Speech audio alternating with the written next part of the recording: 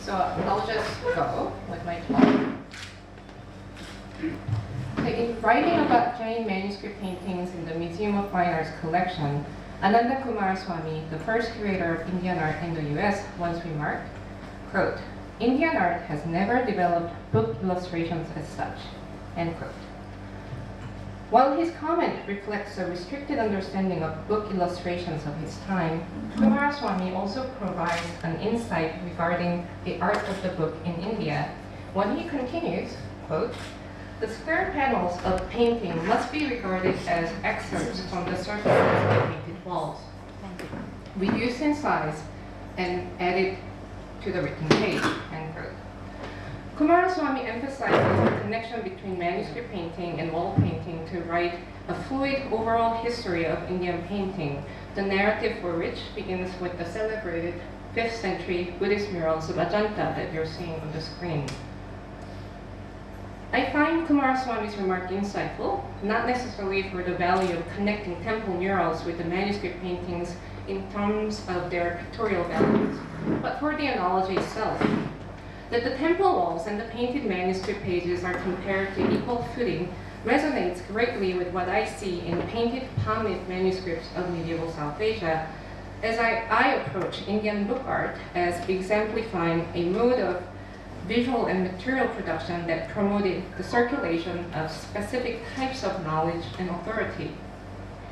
So I argue that the manuscript paintings are not just the excerpts from painted walls, as Kumaraswamy articulated, but the very parts of the sacred structure that they essentially create and sustain inside a small portable object of a book or pustak.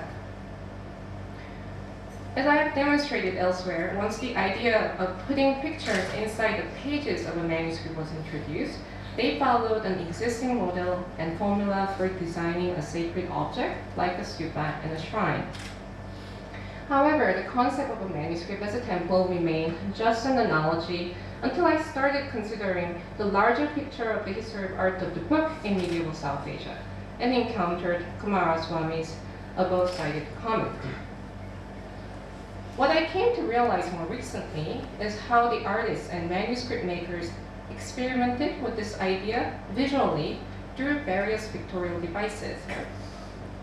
So, through a close formal and codicological analysis, I would like to suggest that a group of 12th and 13th century Buddhist manuscript makers in Eastern India, especially in Bengal and Nepal, materialized the concept of a manuscript as a temple in a visually engaging manner. I'll locate this practice in the larger art historical context through a comparative analysis to design strategies seen in only painted Jain and Hindu manuscripts, which will help us discern an Indic practice of designing a manuscript as a sacred architectural space. And in the sort of background behind this is my understanding of what the book art discussion is like with the Islamic manuscripts, Western Christian manuscripts, for example. With these examples demonstrate innovative and creative approaches taken by medieval Indian manuscript makers to design a painted manuscript, which emphasize a manuscript's three-dimensional quality as a material container of the sacred. This attitude towards a manuscript as a special sacred object was not limited to the Buddhist tradition. Even a cursory examination of olive painted palm leaf manuscripts of the Jain and Hindu traditions reveals a similar attitude towards a manuscript's significance as a sacred object that conveys doctrinal authority and the presence of the divine, or as the ultimate teacher in medieval Indian religious communities. So what I'm presenting today is part of my current book project on the history of Indian painting between 1100 to 1500, tentatively titled Garlands of Visions, Tantric Vision Practices, and Indian Painting 1100 to 1500. So in this project, I aim to bring together a diverse body of material that is often discussed under the rubrics of sectarian categories, and that's where I'm. So what I'm trying to do in this project is I'm aiming to bring together a diverse body of material that is often discussed under the rubric of sectarian categories and region and period-specific boundaries.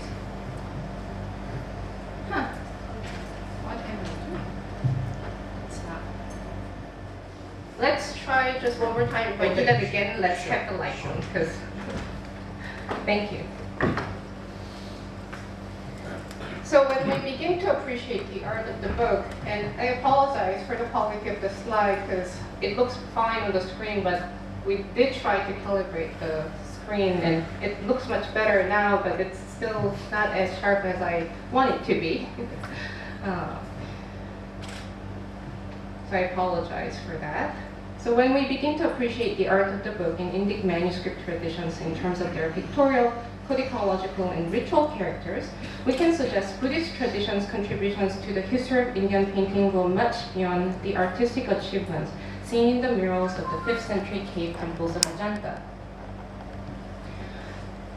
Those making manuscripts in tantric Buddhist circles seem to have pushed the agenda of constructing a potent cultic object further and conceptualized a manuscript as a fitting vessel or medium for containing and circulating visions of these tantric deities, which paved the ground for the arrival of picture books in subsequent centuries. So this manuscript actually has, at the end of each chapter, has these sets of painted panels. This is in chapter 5, and this is in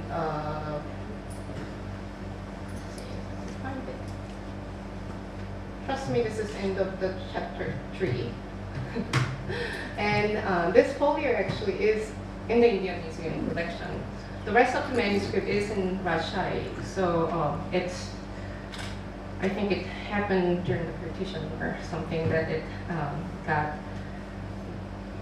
that we have among sort of Bengal, divided Bengal, the collection is slightly divided. So before moving on, I'd like to point out how the folios with images placed upside down to the text, like the one you see here, like that.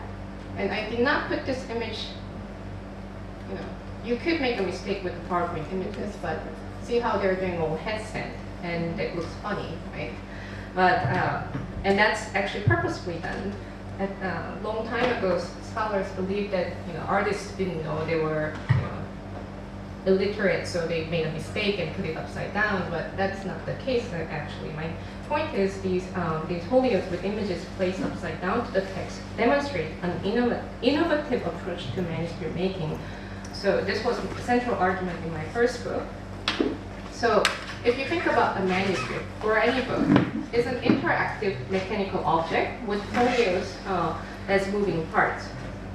And while a folio like this would not make sense if it just stand by itself, if you see and think about it in the context of a manuscript and its use, the folios can be opened and closed, right?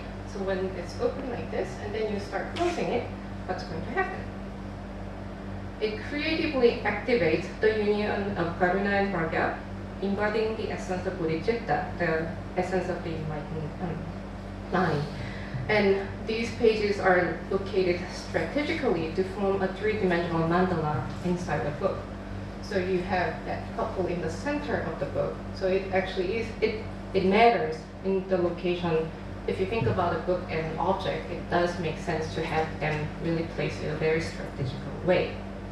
So with that concept in mind, that you're looking at not just two-dimensional painting, but something that becomes active in a three-dimensional space. So that's where we're beginning this journey today.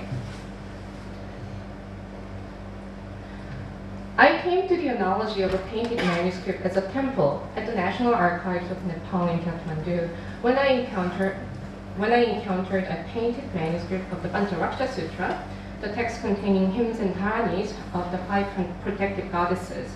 The 5 goddesses representing the text along with the Buddha Ambasiddhi are placed at the beginning, the middle, and at the end of the manuscript. And I have marked where they would roughly circle in the manuscript. So it was prepared for a lay female donor named Hiraka, who was a wife of Thakur Sri Bhavadhana, probably somewhere in West Bengal.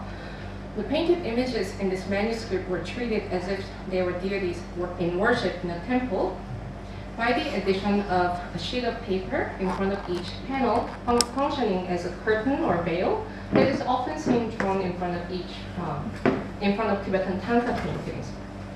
These paper curtains are, of course, later additions, but it is important to note that paper curtains are there to protect them from touching each other, not only as a protective measure to prevent the paintings from rubbing, but also as a physical divider to keep the deities segregated symbolically. Those that need to be touching, they put them together. Those that need not be touching, they are protected. That the painted images of the goddesses are treated as living divinities in the book is also suggested through the traces of vermilion powder visible on top of the painted panels. So you see the mark over here. It's as if somebody has put fill up on each panel. So at some point in the life of just as you put fill up on images, right? So at some point in the life of the manuscript, the goddesses were already represented as installed within shrine structures. So you notice that that's a shrine structure. The painting already indicate the goddesses are installed in a shrine, and then they begin to be considered as living in this manuscript house.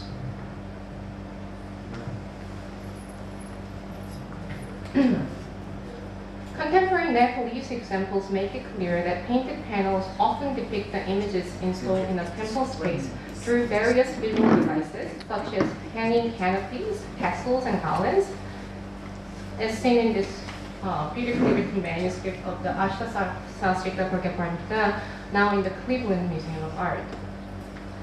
According to the column on folio 188 recto, the manuscript was also written in Vikramashila for a Nepali monk, Arya Shrivintra, in 1114 Kamana for Nepali Sambat 234.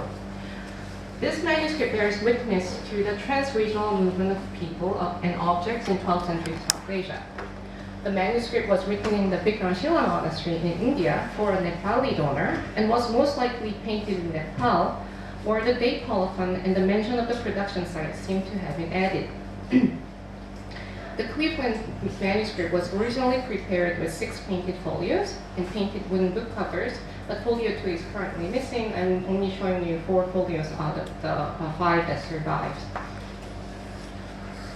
The artist purposefully represented the painted panels on folio 1, the first folio, the verso of the first folio, and 89 verso, as if floating in the space by delineating a smaller space for each deity on a larger, thinly painted white background.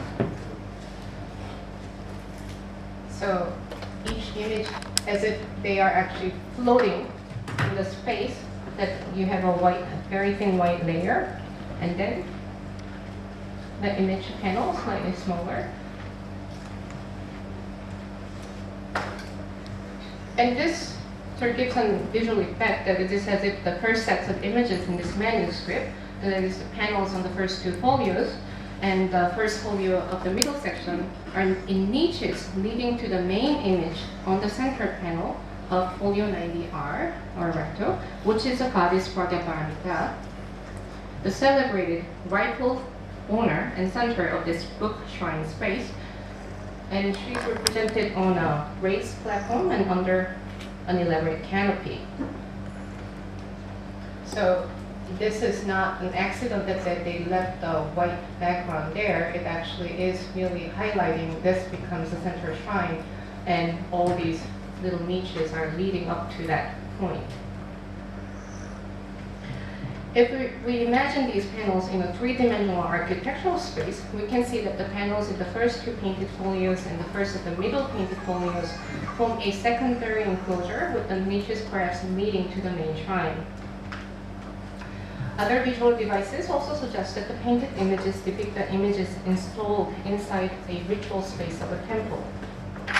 So the manner in which the diaphanous orange shawl is represented, this shawl draped over an image of the offering goddess is very unique. You don't actually have this kind of shawl going around the image that's depicted or painted in this manner. And this particular visual device is reminiscent of the offerings of cloth over clay statues in living Buddhist temples from the Himalayan regions. So as we see here, white and yellow sashes are draped over images, right? Forming a retinue of this whole set is actually forming a retinue of the Dharmadhatu Kadishwara Manjushri in Zargang Headland Loom. And so a similar thing happens at Cowles' main assembly hall too.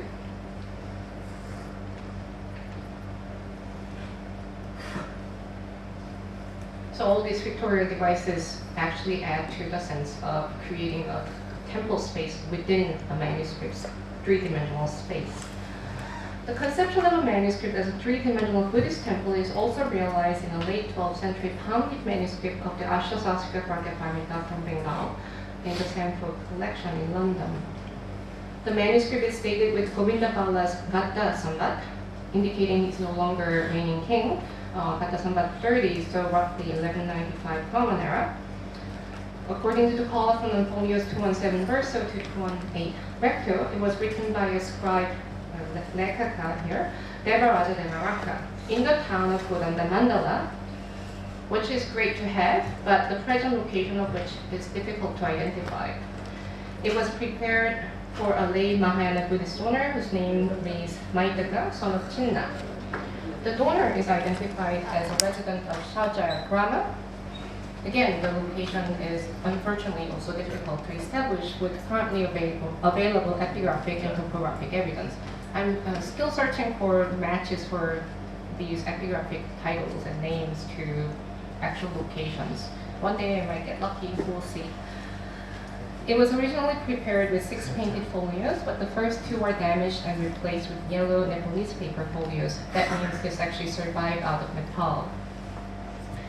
Each surviving panel in this manuscript depicts a deity, various bodhisattvas and Buddhist goddesses such as Vajradhara, seated inside a multi-tiered shrine structure. Thin yellow lines over black background are used to draw intricate patterns on the architecture, such as roundels on the tree-lobed arch seen here. When the last 2 painted pages are open, for example, an identical multi-tiered shrine structure as a framing visual device of each painted panel appears 6 times, 3 on each page, and it sort of adds to that sense of this being trying to emulate an architectural space. More importantly, the depiction of human figures supplicating the goddess Vajradhara on folio 216 verso provides a unique example where we can see the realization of the concept of the interior of a manuscript as a temple space. And I think this image has been all over this museum. I was shocked to see it's that big size, because these manuscripts are quite small, and the panel size is about 6 centimeters by 5. So you have to imagine this. It's actually quite petite. These are miniature. Donor figures are rarely represented in Eastern Indian Buddhist manuscripts. When they are included, they are depicted in a separate panel engaged in a ritual action relating to the book worship. The donor family in the Sanford manuscript is represented pictorially outside the frame of painted panels. So you rarely have anyone coming outside of painted panels. They are really strict about keeping everyone in line. But here, an exception is made. They seem to be within a temple space paying homage to the goddess Vajradhara installed inside a main shrine, surrounded by the deities installed in their respective niches. So on either side of the Vajra panel, you can see small human figures. The 2 green male figures might be the main donor and maybe his eldest son or family relation that's close to him, and probably female members of the family on the other side.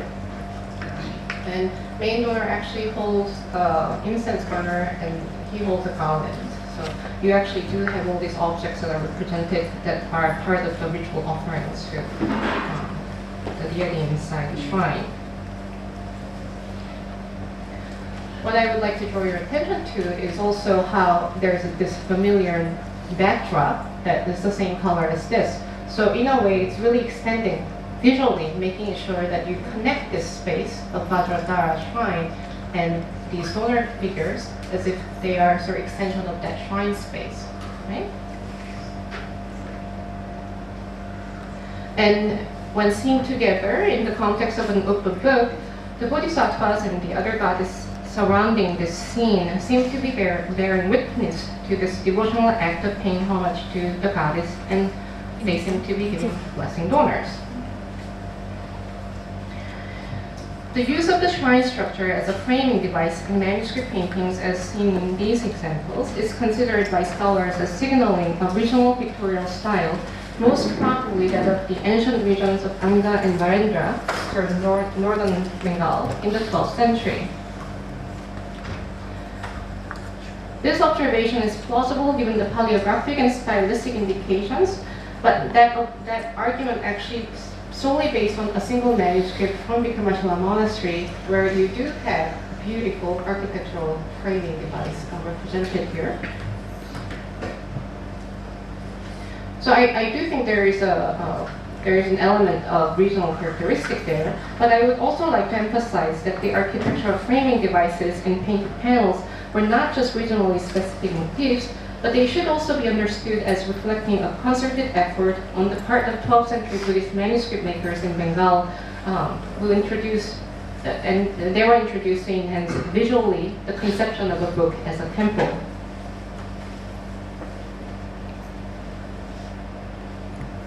So the 12th century Buddhist manuscripts articulate the idea of a manuscript as a temple most elaborately. But from the very beginning, the fundamental structure of an iconography program in a painted Buddhist manuscript emulated the prevailing template for designing a three-dimensional sacred structure, such as a shrine, a temple, or stupa. A rectangular, occasionally square space for a painted panel is always demarcated and framed in a systematic manner, similar to the niches and framing devices rhythmically present in a temple's iconographic program. So borders like these do actually frame panels that appear in Buddhist temples and Hindu temples of medieval India. A similar structural layout is seen in early painted palm leaf Jain manuscripts. For example, a 13th century palm leaf manuscript of the Sabhagapadikama Sutta Chuni, a commentary on the Jain monastic code of conduct, now in the Museum of Fine Arts, Boston, features 6 painted panels. 2 sets of 2 panels at the beginning and 2 panels at the end, where the text ends and the colophon appears on folio 285. Each painted panel is framed by red lines on either side, clearly demarcating the pictorial space from that of the text.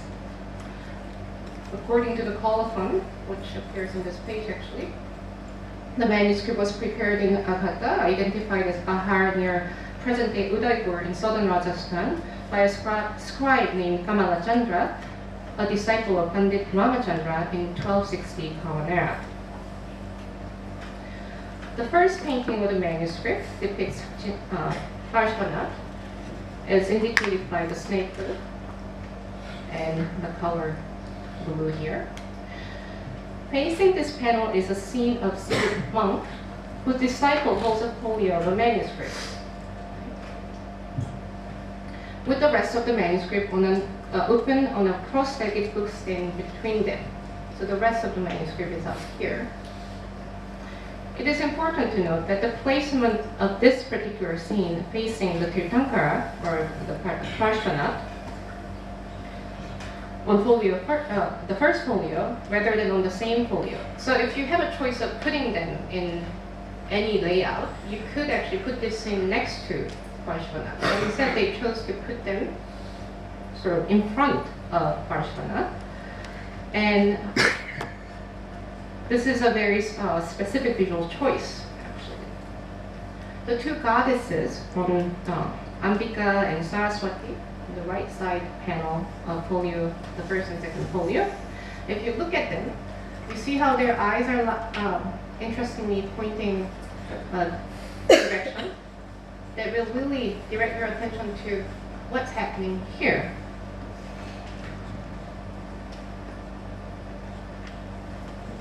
So the goddesses really form a visual barrier to direct our view to the scene of teaching between disciple and the monk.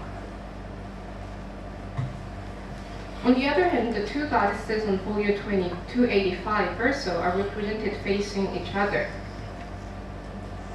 Right? So they face each other, and their bodies are sort of, pulling in opposite direction as if they're framing the manuscript. And they almost look like they are created in the process of a fold-over painting. So these two panels create a visual field that ultimately encases the whole text and closes the back door of the manuscript. So these two snake goddesses, you notice that she actually holds a lot of snakes, with a clear reference to the Yaksha-Yakshi couple, Dharnendra and Padmavati. So they actually recall, if you're looking at the last folio, recall Varshvadat at the beginning of the manuscript. So they, in a way, form a group with the first folio. So even if you think about a space between them, it's like 230 something folios. It's pretty big stack, yet they kind of recall and make a complete program together. And this strategy is familiarly witnessed in the oldest group of painted Buddhist manuscripts prepared during the late 10th and 11th centuries. So I'm just giving you a diagram of a Buddhist manuscript where the first two folios and the last two folios form a set that will bring the whole thing together. And same thing is happening in a Jain manuscript, that these actually are brought together in a very, very coherent whole. So in this sense, they're similar, but the similarity between the painted Jain manuscripts and the Buddhist examples ends at the level of the overall design strategy. The painted Jain manuscripts are often prepared in a more humble and pragmatic manner than their Buddhist counterparts. The folios are much shorter in the 12th century Jain manuscript prepared by Kamalachandra in comparison with those in the contemporary Buddhist manuscript from Eastern India. In addition, in Kamalachandra's manuscript, the leaves are not of uniform size or in the best condition possible. So they were really using manuscript folios at whatever it was available, it seems. When put side by side with a nearly contemporaneous painted Buddhist palm-leaf manuscript from Eastern India, the Jain manuscript actually looks like a more humble and practical object in comparison. It seems to have been made with any available palm-leaf folios. Unlike a painted Buddhist manuscript that functioned as an elaborate ceremonial object, surviving Jain painted palm-leaf manuscripts seem to reflect an interest in a more immediate world and more practical values, the book as a text. So here, you actually have an open book, and although it's not legible that the painter really did try to make a scribble to make it look like a text. And the figures of lay donors, monks, and nuns are frequently depicted in early painted Jain manuscripts, whereas there seems to have been a reluctance towards this practice in painted Buddhist manuscripts from Eastern India. The historical figures in early painted Jain manuscripts are often identified with labels above or near them. For example, we can identify the dynamic scenes painted on a wooden book cover or patli in the Goenka collection Mumbai as depicting an important historical event for the Shwetambara Jain community, partly thanks to clearly written labels accompanying the painted scenes. The painted panels depict scenes leading to the doctrinal debate between the Shwetambara monk, Devasuri, and the Diganbara monk, Kumudachandra, which according to a 14th century text, the Prabandha Chintamani, turned the king Siddharaja Jayasingha of Patan, Gujarat, to support the Shwetambara monks over the Digambara sect. And this is actually a definitive moment for Shwetambara sect to gain momentum in Gujarat. A scene of instruction on the left side of the exterior of the patli features two Shwetambara monks, and this is what I mean by it's always labeled. So you actually can identify this teacher who is seated on the throne, and again, they have a book in front of them in this course, and it actually tells you this is Sri Devasuri.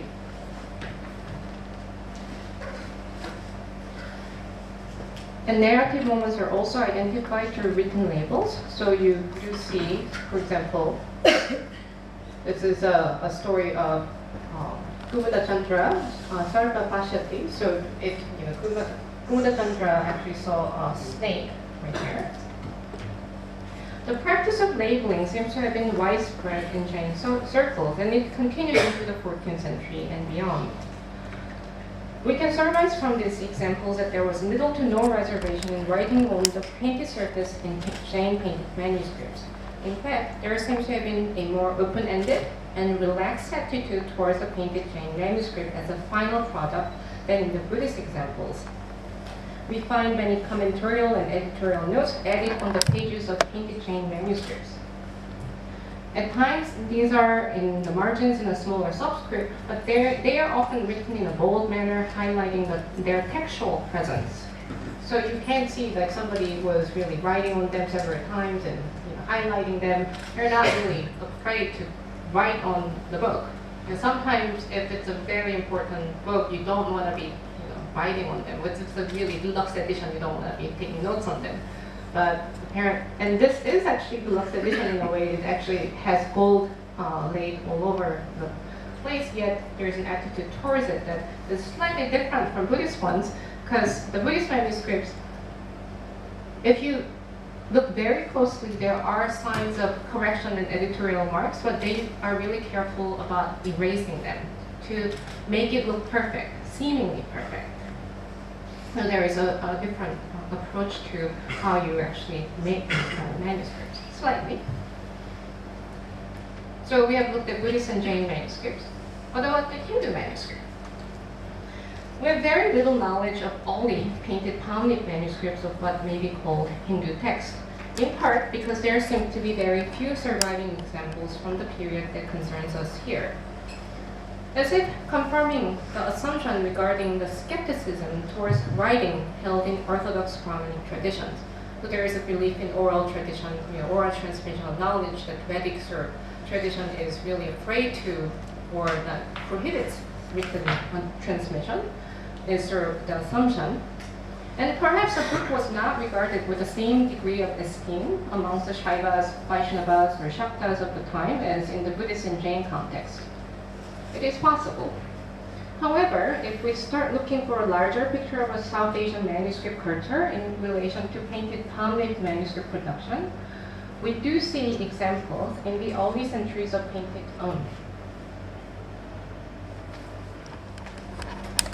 we do see examples of what are arguably Hindu texts being made into painted manuscripts in the early centuries of painted palm leaf manuscript production in South Asia. So in Nepal, where painted Buddhist manuscript production took off almost simultaneously with that of Eastern India from the beginning of the 11th century, we find 11th and 12th century manuscripts of the Shaiva, Vaishnava, and Shakta texts prepared with splendidly painted wooden book covers. In fact, the palm leaf manuscript of the Nishvasa Tattva Samhita, a Shaiva Tantra text, now in the National Archives of Nepal, which is dated to the late 9th century on paleographic grounds, survives with painted book covers. So that's what we're looking at right now.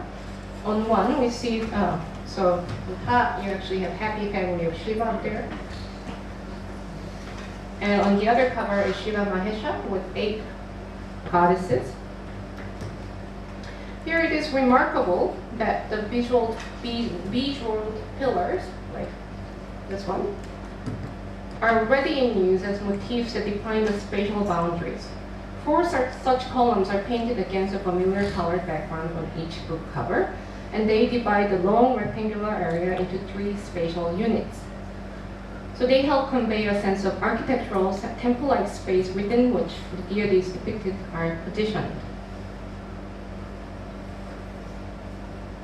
So most surviving painted book covers of Nepalese Puranic and Tantric manuscripts of the 12th and the 13th centuries feature the architectural elements of a temple, like those we have seen in a Buddhist manuscript of the Ashtasastra Paramita.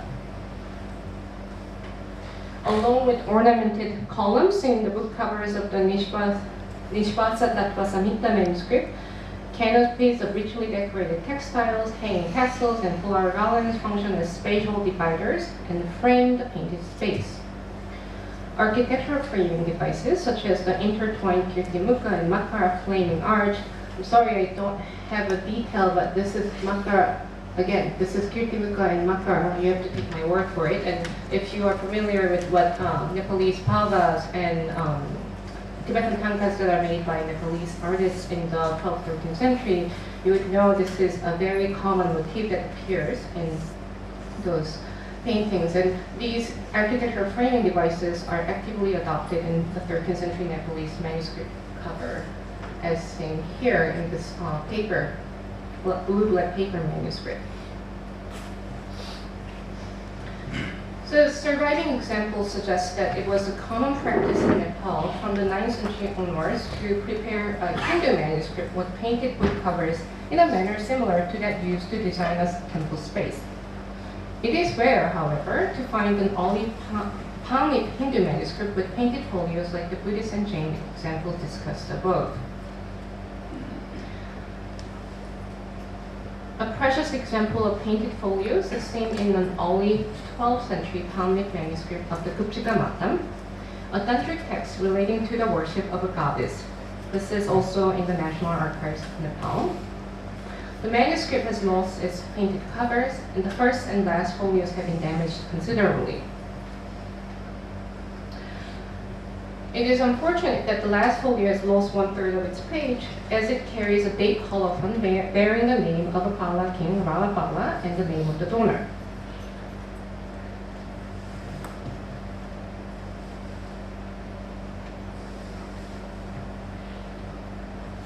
So here, Maharaja Diraja Srimad Ramapala Devasya and Pravardhana, and then you would have the year. It's missing. If there is a fragment, I would die to find out. And the donor's name actually is quite interesting because he has apparently a type epithet called Yogini Putra, and the donor's name is Sri Ramadeva. This manuscript is much smaller than the other manuscripts discussed thus far, each folio measuring 31 centimeter by 5 centimeter.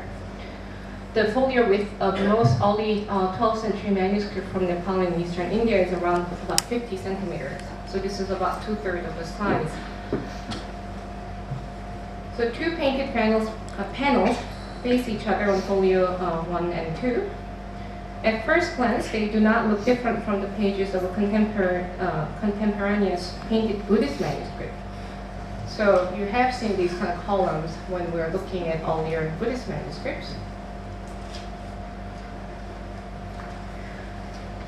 So the panel on folio, the first folio features a 10-armed blue Bhairava embracing his female consort against flaming background.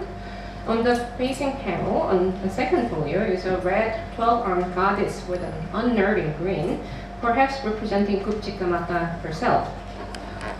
The historical value of this manuscript is immeasurable because if there's rare painted depictions of these tantric deities surviving from the early 12th century, possibly prepared in the Bala territory in eastern India by an extremely fine hand. You really don't see Kupchika Mata represented anywhere until much later, so this is quite a treat.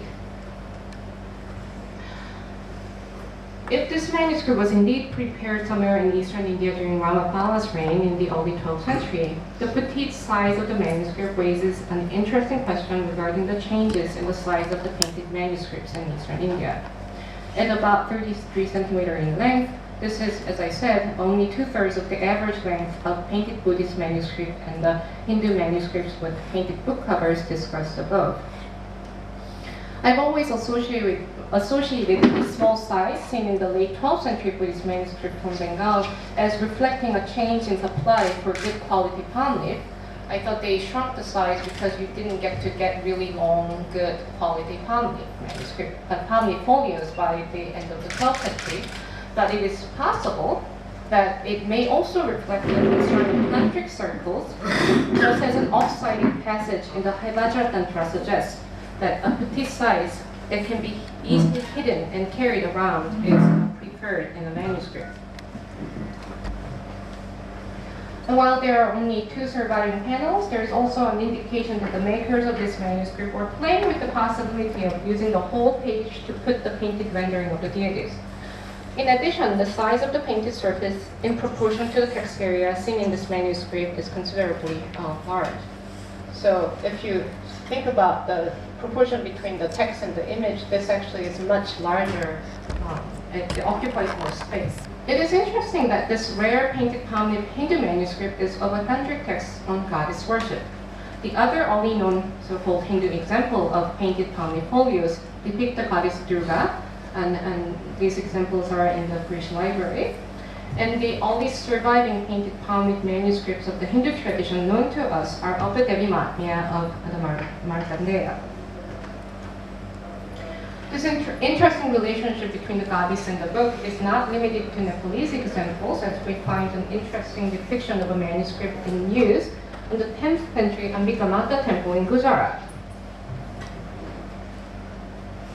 So now you know that I would be talking about that book stand and the guru holding a folio. As Pratapaditya has noted, in Gujarat and Bengal, quote, the goddess is frequently worshipped as a book, end quote. And this is analogous to the cult of Pancharaksha goddesses in Nepal, where a book with the goddesses residing within them became the most important idol of worship, as we have seen at the beginning of today's talk in the Pancharaksha manuscript. So the historical and theological relationships between the goddess cult and the book cult is a complex topic that requires much more time than allowed here. However, it is important to understand that one of the well-known, perhaps fully developed discussions of a Hindu practice of production and worship of a book comes from the Devi Purana, as attested in the 12th century Nibandha literature on gifting, such as Dhanakanda section of the Kritya Kalpataru of Lakshmitara, was active in Kashmir in the 12th century.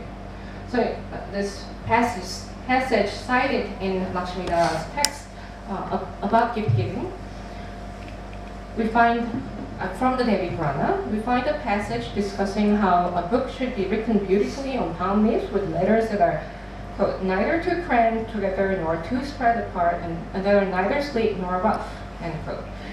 In addition to a detailed description of how a book should be prepared and made, and how a book as a gift of knowledge, or vidyadhana, should be ceremoniously prepared and given to the right person, such as the knower of the Shastras, the Brahmin. It discusses religious merits one reaps from giving various materials relating to the book production and its use. So although there is no mention of making a beautifully painted book, the fact that the text emphasizes that the letters need to be written beautifully in a reasonably specific script indicates a concern for aesthetic quality of manuscript's appearance. And here you do really, I mean, I think we can make an argument about calligraphic tradition developing in India, because calligraphy, everyone talks about Islamic traditions, Chinese calligraphy, but rarely we do talk about calligraphy in India before Islam. So I think that there is much to be sort of developed and thought about here. The pigments are one of the materials mentioned in terms of gaining merit in relation to the production of a religious book, indicates that the text is aware of painted manuscripts. It is telling then that this sculpture of the goddess Parvati, if you have been in the gallery today, you would have seen this image. And I don't know how many of you actually kneel down and see this part. Can you notice something?